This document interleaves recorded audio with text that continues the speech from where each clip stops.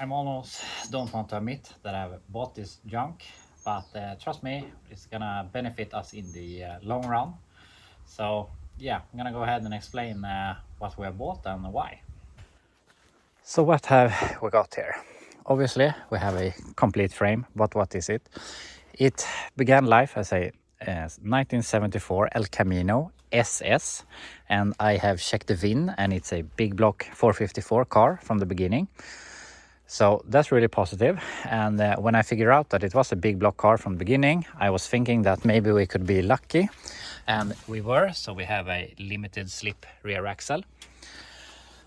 And if you think back to the frame I have fixed now for a project, I didn't pay $400, but he wanted $400, but I gave him some money and some other junk in trade. But we could argue that I valued it to $400, and it was a bare frame cut in the middle with rust. And what do we got here? Or what I want to say is I paid $400 for this. Totally complete, limited slip rear axle, front disc brakes, rust-free, paperwork, and yeah, super good deal on this chassis, I would like to say. So only just the rear axle is worth $400 alone. Someone might want this front end and do a front clip swap. That would be worth $400 easily, and just the paperwork with the frame is worth some money also. So that's why I bought it, because I just thought it was a good deal. And okay, so why do I need it? Maybe we could argue that I really don't, but my idea was, or the idea is that since we have our new body, the 64 Chevelle body, and our 64 frame in the garage, we have that project. This thing became a little bit pushed to the side, and it just looks sad sitting here, and it feels a bit neglected just sitting on the ground. And it isn't the same frame. 64 to 72 is very similar, but 73 and on is a different frame. That frame, since it's an El Camino, from what I have been able to Google, it is 1 inch longer wheelbase than this is supposed to have. But since we have made these huge wheel arches, that will never be noticeable. You're never gonna see it. So my idea is I'm gonna put this body on that frame, make it a roller again. So then when we're done with that project, we can go back and work with this. So for now, we're just gonna put it on the frame. Then we probably have to fix some mounts, because they will probably not be in the same location. Maybe 1 or 2 places are, and we can go from there, but yeah, that won't be a big problem. So that will make this thing roller very quickly, and since it's such a good frame with everything on it, it will be really easy to make it a driver.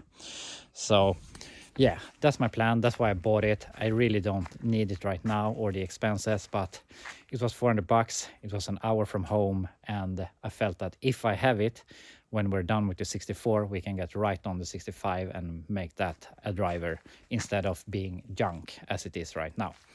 So that's why I went ahead and bought this frame. And when I was at his place, he said that he had a bunch of V8 parts. So what we have here is 4 350s or 5.7 liters small block Chevys of different varieties of condition and years. And the best part of them is this. This is a later Vortec engine from maybe a truck or something. It does have the hole for the mechanical fuel pump, so that's great. We have some flat pistons in it, and it also has supposed to have some sort of more aggressive cam in it, but I don't know. So my idea is that we can probably build this into something. We also have this engine that has been in a boat where it has had an accident in one of the pistons. So it needs new pistons and put together, but it is a block that we can build something of. Also just a bare block without the what do you call it, main bearing things, and yeah, I don't know what to do with that. But we also have this mid late 80s, early 90s TBI engine that is, he thought that it was seized. I don't know, but I paid $500 for all of these 4 engines, and also all of these parts I have back in my Suburban. So we have a set of double hump heads. These heads was on the engine with the broken piston, so we have one valve missing that is made contact with that piston in some sort. I looked at them when I loaded them, but I didn't think they look all that bad. But yeah, they have to be gone through, but it is double hump heads.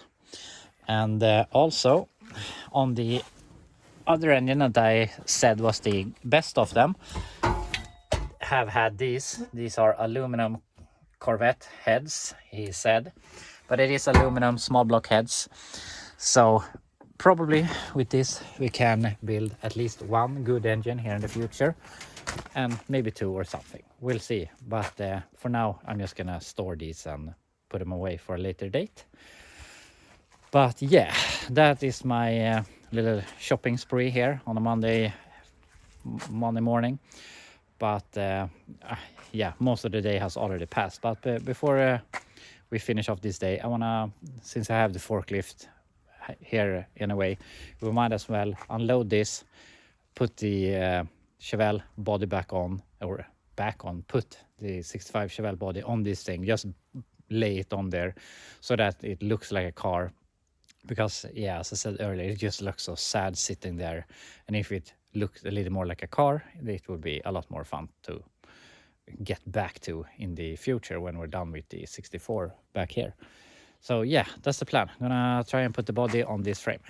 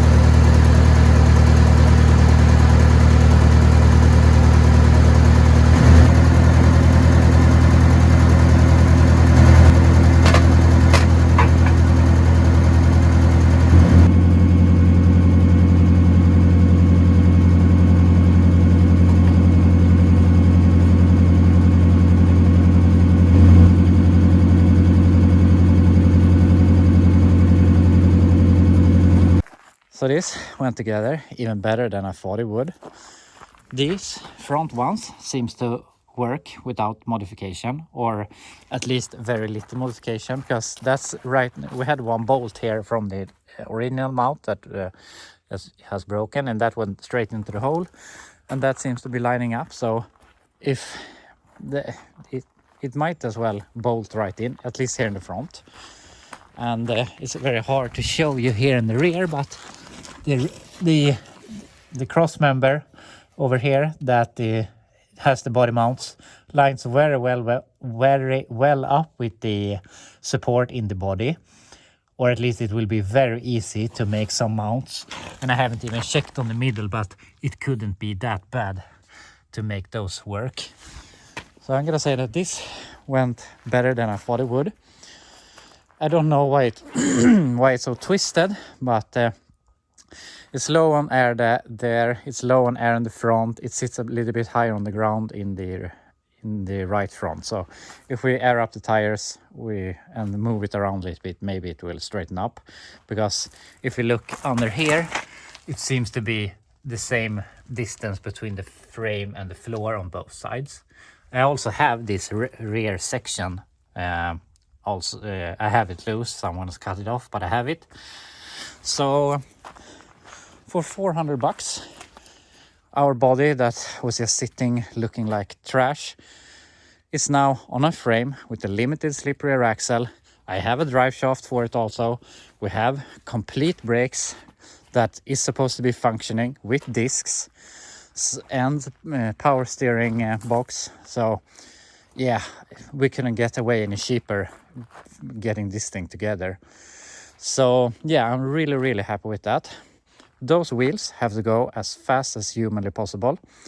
And since we have, now that we bought this body and got a pair of 65 front fenders, the black one is one of them, we might as well, since we're working on it, I'm gonna change the wheels, put on the 65 front fenders and the hood that is standing over there, the blue one, put it on, make it again look as much of a car as possible, because I much rather look at this than a just bare body that sits on the ground. So yeah, I'm really happy that I bought this thing. So might as well put some more parts on it before we call it a day.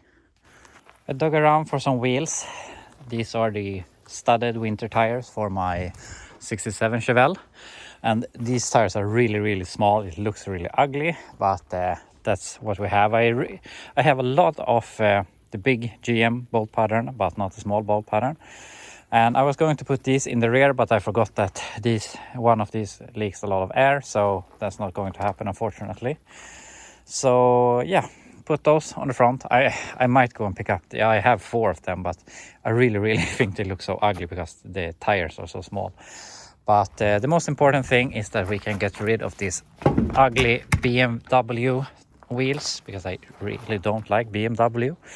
So yeah, put on some wheels and then we can fix the front end. I have the front fenders here. I'm gonna bolt them on just with a few bolts. And if you look at it like this, it doesn't look like the wheelbase is longer, rather shorter. But if we look at here, this distance seems to be pretty long if you consider how short that is. So I'm not sure if the lengthening is in the front and not in the rear, or in the middle, or I don't know how they compare the frames in the measurements. But either way, we can make it work in the future. But I'm gonna go ahead and bolt on the fenders, and we will probably see this issue.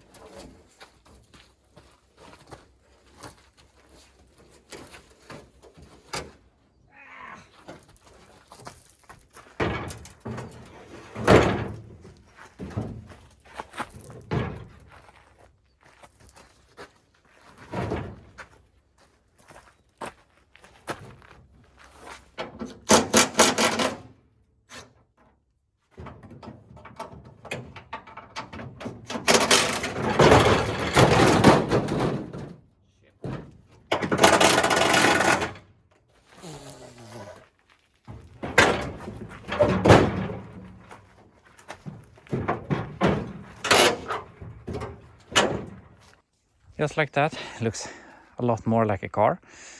And we can obviously see our problem here. I'm not sure if the body is too far backwards.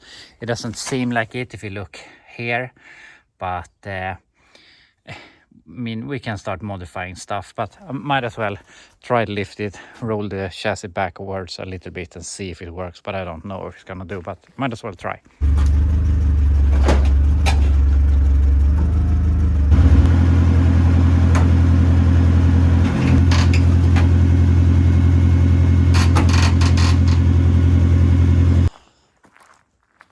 maybe it's marginally better, but it's not good, as you can see here in the front. And if we look at this support over there, we can see that it touches the frame, so we can't push it anymore forward.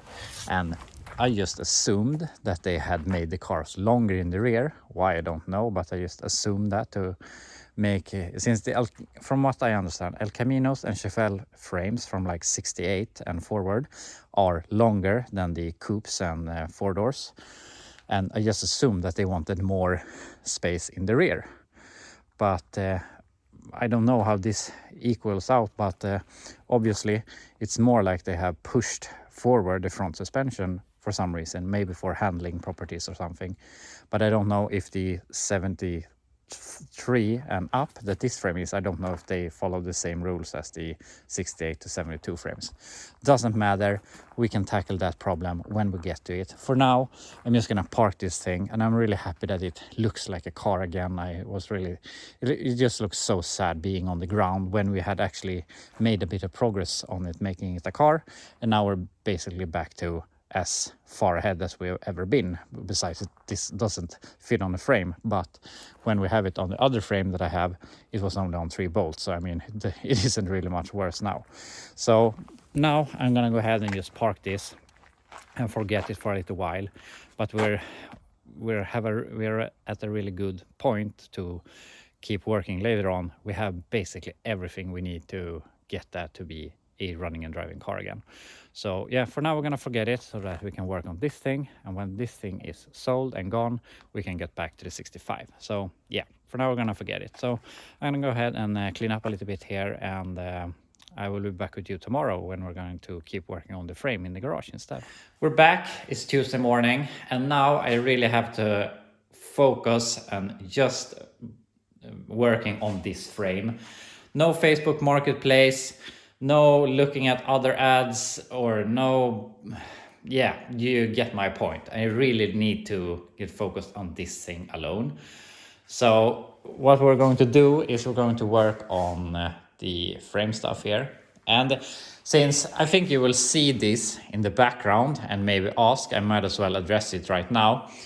I have on my Swedish channel, I have started with channel membership, so that those people that wants to support me can pay a monthly fee of, I don't know what conversion rate, like $6 to help me with my projects and help the channel grow. So just so you know, so everyone that subscribes to my Swedish channel, which isn't this channel, gets their name written up on the wall. So that's why there's a bunch of names on my wall, in case you're wondering. So yeah, we're not gonna talk much about that. We're gonna start working on this.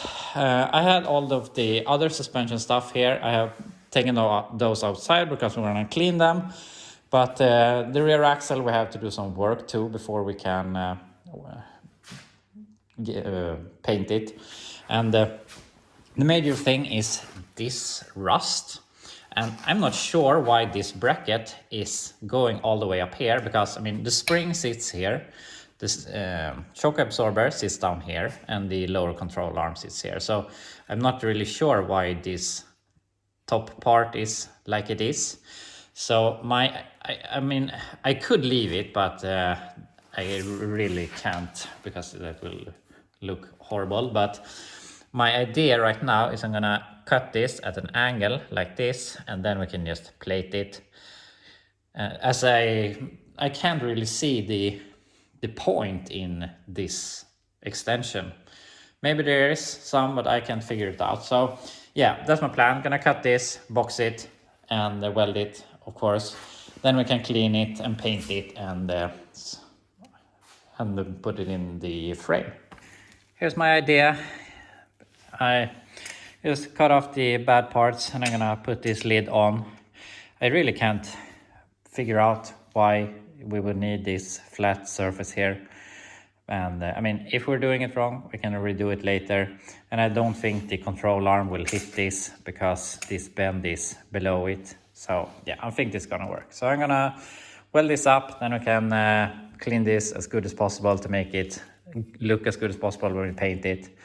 And yeah, paint it, and then we can put it back on the frame. Here we have all the suspension stuff that we're going to clean and paint. And here we have the rear axle with the repairs I made. So I think that's good.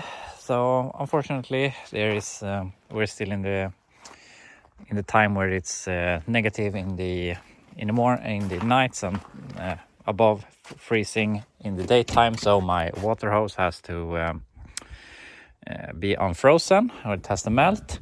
So while we wait for that, might as well do some other stuff. So I took in my bench wire wheel thing so that we can clean some stuff. This is for the brake hoses in the front, and we can clean up some bolts for all the suspension stuff so that we can later start putting everything together. But also we might as well start messing with this thing. So I'm not sure if I told you earlier, but one of my Swedish viewers contacted me and said that he was and looked at this engine about a month before I bought it. And he told me that it was seized when he was looking at it. And when I bought it, it turned over. And there's just so much small stuff on this engine that it just doesn't give me any good confidence that it's a good engine. So we have to go through some stuff. And the oil pan is smashed in and it also leaks. So we have to drop the pan and look at that. But we really need to take a compression test to see if there is any reason to keep on working with this thing. So yeah, gonna do some work with that, start cleaning some bolts and wait for the water hose to melt so we can wash the stuff outside. I cleaned the front brake hose brackets and painted those a little. So they are going to dry, and I also took out the spark plugs here on the 307. And a little fun thing. I'm not sure if you're still watching Ronnie, but Ronnie from Kentucky over in America sent me this. So I really appreciate it. Finally, we're gonna use it in some proper way. So yeah, we're gonna take a compression test on this thing. And the only bad thing, besides these being pitch black and really sooty, we only have one spark plug that is a bit rusty. And that is our number 5 cylinder. And yeah, not much to think about. You're just gonna put on the compression tester, go all through the cylinders, see if they're all good. If they're good, then I can continue working with this engine. If one is bad or something, I might as well leave it right now. So yeah, do a compression test and then we can move on. So I hooked up a starter, and I hooked up this starter and tried to turn it over. And it went for a short bit, and when I was going to do it next time, it was stuck. And when my dad bought this thing, he checked that it turned over. I'm not sure how much he turned it over, if he just did like this, or if he went a full rotation, but I have to call him and ask. But the thing is, when I do like this, you can hear it sounds really bad, but I feel like it's the flex plate or something that touched the pan that's under there. So we have to remove that and see, and really hope that it's somewhere over there it's interfering, because it doesn't sound good, and I really hope it's not in here. And also, yeah, it's really rough on some place. So yeah, we have to check that, and I'm not getting any on the compression tester here, but also I'm not sure if we need to turn it over a little bit faster to see that. But yeah, I'm gonna pull it up and see if we can find anything wrong in at the transmission pan thing. Thankfully, it was only the flex plate hitting the bottom of this, what is this called? The safety protection. And obviously they have dropped this engine on the ground sometime, because the oil pan is smashed in, this is smashed in. But I mean, that's not a big issue, but it was nice that it was so simple with that, at least, because now I can turn this over very freely. No bad sounds. So I'm gonna hook up the battery here again, and we're gonna try the starter and see if we can get any compression. So now it turns over, at least much better than with the interference with the pan there. So yeah, now I can do some compression testing, and I removed the lift plate, because I thought that we can't compress the air that we're not getting. I don't know if it's necessary, but I removed it anyway. So yeah, we can go ahead and see if we have any compression on cylinder number 1.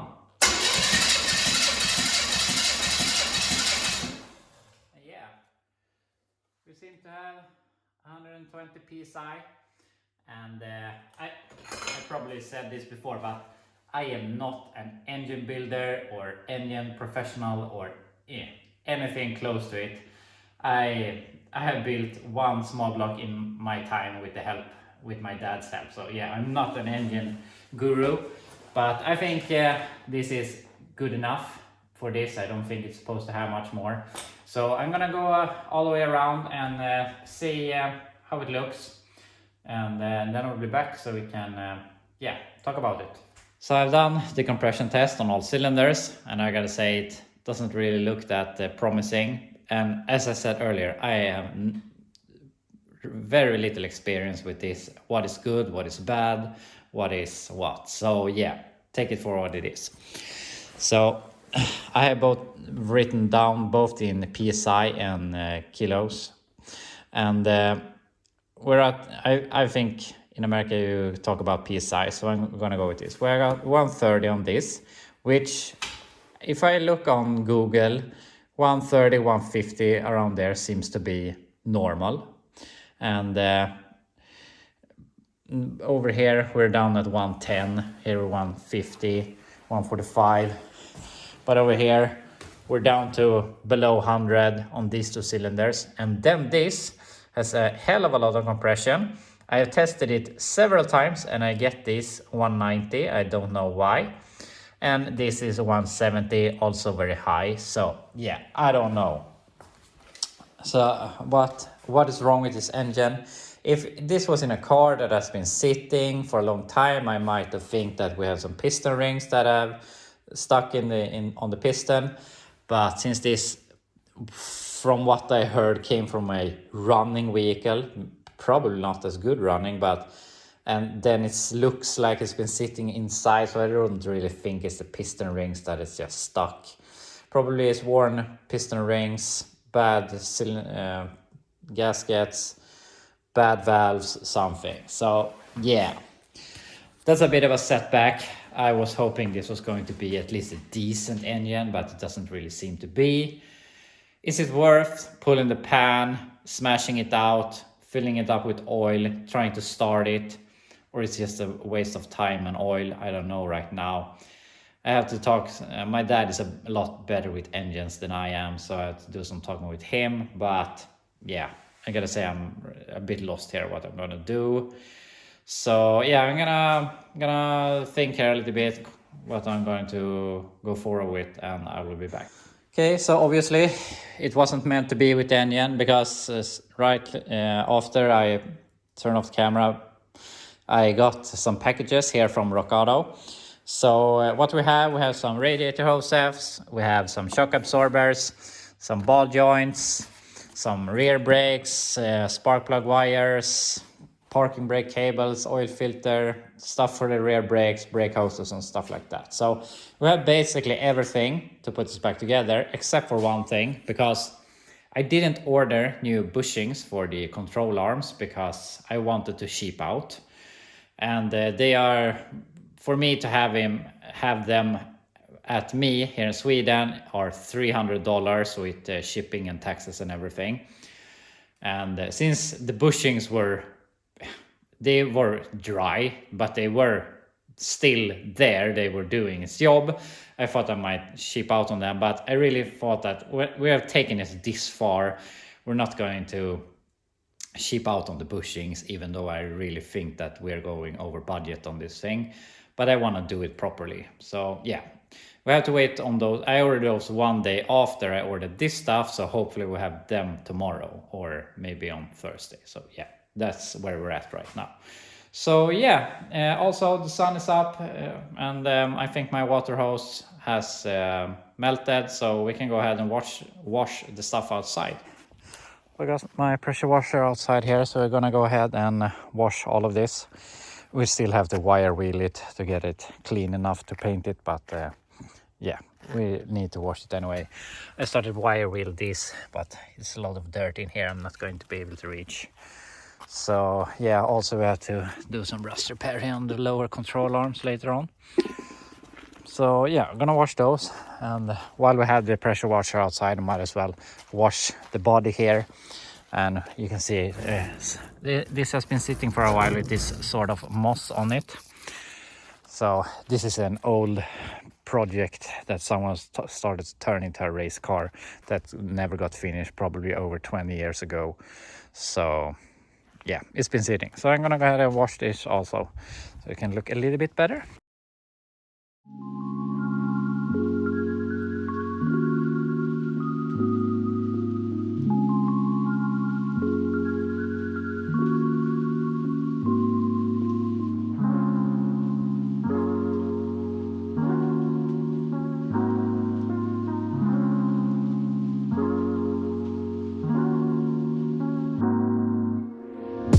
So we have all the loose parts cleaned. I also washed my Suburban, and I mean, of course the body wasn't going to look a lot better, but the hood became a little bit cleaner and we got the moss off. So yeah, not much more to do here. I am tempted to just do some sort of spray painting here on the quarter to make it look a little cooler, because it looks really bad like it is. But yeah, we'll see how fast it dries. But anyway, here's gonna start fixing all of this stuff so that we can paint them and hopefully get the bushing soon, so we can put them on the frame. So I've been eating some lunch and this has dried up, and I really want to do something fun, and I got an old picture of my Ram truck, and on that picture it had a race car on the bed which had a very special paint job, and I want to try and replicate that. Just I want to try see if it looks cool, maybe something we can do on the whole car in the future when we're that far. But I just want to do something fun for now, so yeah, I'm gonna do it.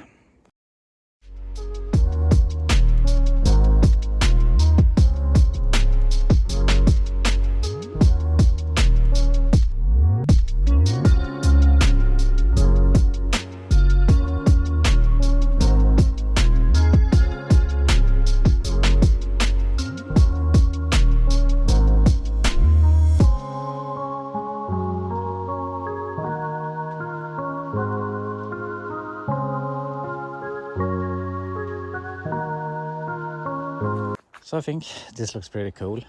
Obviously the orange is too close to the red in color. They need to be more different, and I mean the lines could be a lot nicer also. I did this on what do you call it, freehand. But yeah, I think it looks pretty cool. We could do something like this, or we just paint it black, red, or whatever color we want to choose. So yeah, I'm gonna leave it at that. You can say, should we do some sort of, what do you call it? We don't want to say this is an 80s paint job, or should we do something else? But anyway, I'm gonna stop messing around now and get to work on something that actually matters. So we're probably going to go ahead and start wire wheeling all of the loose stuff, and yeah, so with that we can paint them. I can bear myself, I just twisted all the lines a little bit, so I think that looks a little bit better, a little less clowny. So yeah, now I'm gonna stop messing with this. Okay, so I thought I might as well remove the bushings before we start cleaning these, and I have ordered polyurethane bushings instead of the original rubber, and that is mostly because you don't have to remove this sleeve. You can leave this sleeve, just remove the rubber, and when you got the polyurethane you can just press them into this sleeve instead of replacing the sleeve, because it's a bit of a pain pushing this sleeve in and squishing the metal here, and you have to build things in between here so you don't squish these together. So I'm gonna go ahead and just remove these. I have tried outside to burn out the bushings on the other control arm, but I haven't had any major success with that, so I think I'm gonna drill them. So yeah, just gonna try to remove them.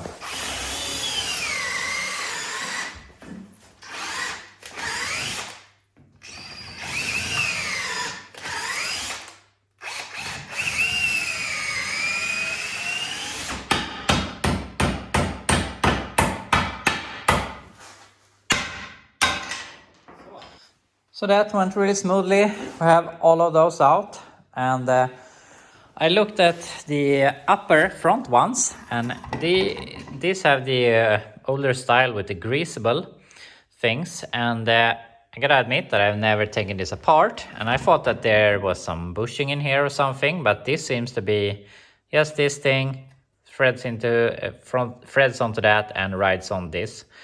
So, I mean, there's no play here at all. I guess I can't see where it should get some play from. So we're probably ending up not changing the upper ones, but yeah, we'll see. But I'm gonna leave these for now. And yeah, so I'm gonna end this video here because I would really like to hear what you think about the engine.